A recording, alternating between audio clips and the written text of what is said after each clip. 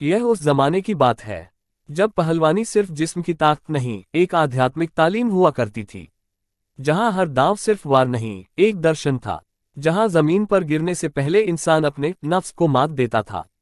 उस वक्त उस्ताद को सिर्फ जिस्मानी ट्रेनिंग देने वाला नहीं, बल्कि एक रहबर, एक मार्गदर्शक, एक पिता समान माना जाता था। वह ज्ञान का रखवाला, वफा की मिसाल और किरदार का आईना होता। गांव के छोटे छोटे अखाड़े, मिट्टी की खुशबू, पसीने से भीगी हुई मेहनत और हर सुबह की अजान के साथ शुरू होने वाली तपस्या, यह सब जिंदगी का हिस्सा थे। और जिंदगी सिर्फ सांस लेने का नाम नहीं, बल्कि अपनी पहचान जानने और मिटने से पहले कुछ कर गुजरने की चाह होती थी। ऐसे ही सुनहरे दौर में एक महान पहलवान था जिसका नाम सुनते ही लोग अदब से सिर झुका लेते थे। उसकी शोहरत सिर्फ जीतों की वजह से नहीं थी, बल्कि उसके किरदार, सादगी और अच्छे अखलाक ने उसे ऊंचाई दी थी। उसे पहलवानी के 360 दांव आते थे, हर दिन एक नया दांव, और हर दांव ऐसा कि देखने वालों की सांसें थम जाएं। उसकी आंखों में रुतबा, हरकतों में शान और लहजे में मोहब्बत थी। वह सिर्फ अखाड़े का फतह नहीं था, बल्कि दिलों का बादशाह था। एक दिन एक नौजवान उसके अखाड़े में आया, लंबा, ताकतवर, जोशीला। उस्ताद ने उसे देखा और तुरंत समझ गए कि यह लड़का आम नहीं है, बल्कि बाकियों से अलग है।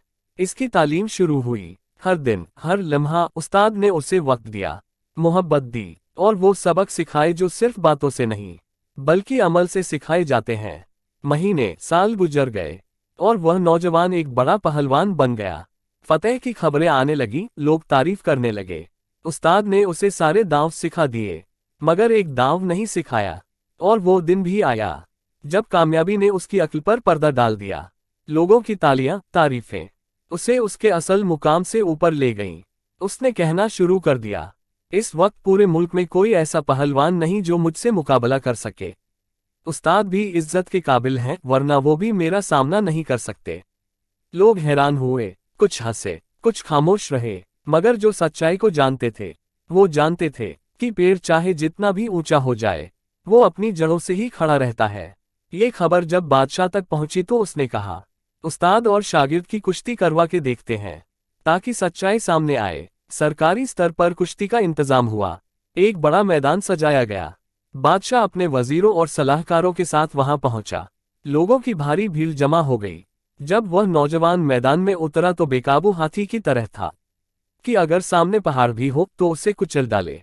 जब उसका उस्ताद मैदान में आया तो उसे देखते ही वह समझ गया कि ताकत से उसे हराना मुश्किल है। उसने वह आखिरी दांव आजमाया जो उसने कभी अपने शागिर्द को नहीं सिखाया था, और चंद लम्हों में उसे जमीन पर गिरा दिया। उस नौजवान के पास उस दांव का कोई जवाब न था और उसने अपनी हार मान ली। बादशाह ने उस्ताद को इनाम दिया और शागिर्द को डांटते हुए कहा, उस्ताद की इज्जत हमेशा करना सीखो। शर्म करो कि तुमने उनके मुकाबले का दावा किया। उस नौजवान ने कहा, ए बादशाह, मैं ताकत से नहीं हारा, बल्कि उस एक दांव से हारा जो मेरे उस्ताद ने मुझे नहीं सिखाया था। उस्ताद ने मुस्कुराते हुए कहा, मैंने वह एक दांव आज के दिन के लिए ही बचाकर रखा था। अक्लमंदों का कहना है, दोस्त को इतनी ताकत मत दो कि अगर वो दुश्मन बन जाए तो तुम पर हावी हो जाए।